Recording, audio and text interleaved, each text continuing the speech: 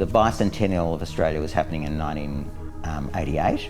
There was a trade fair, a commercial trade fair being held at the Melbourne exhibition buildings, which only was going to occupy the ground floor. And they were looking for something to fill the rest of the building up. And there were a number of artists, senior artists like Jan Senbergs and Lenton Parr, who were also always looking at ways to promote Australian art. And a number of events seemed to conspire or collude or synchronise. And so I think an informal sort of committee was set up, or group, to discuss the possibility. And that's really where the idea emerged. We had the upstairs section, the balcony section of the exhibition buildings. As I said, downstairs there was a major industrial trade fair going on with machinery, large-scale machinery, agricultural, mining machinery, and some of the time it was operating. So there was a racket going on downstairs. And we were upstairs on the balcony and felt like we were in the sort of the area between heaven and hell with the art up there. But it seemed appropriate. I happened to have with me a copy of the first catalogue.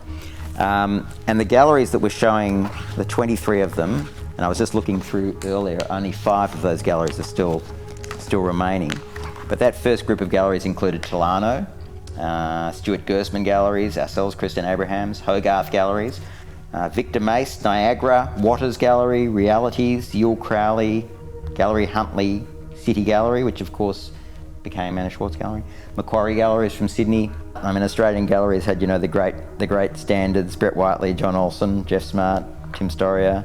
Those late 80s were a time where there was a definite sense that interest in Australian art was expanding beyond just the critical and museum sector. There was a much broader interest beginning amongst collectors and more collectors. And not just collectors, but people who perhaps for the first time conceived of the possibility of just having a couple of paintings in their home. They weren't going to be art collectors, but they saw the value in it both to themselves aesthetically and also potentially financially. We came on board with the art fair when there were only 2 or 3 serious international art fairs. So we were there early on. I think it set Australia as being one of the important art centres in the world. And if you think now, the art fairs are really a major part of the art industry around the world.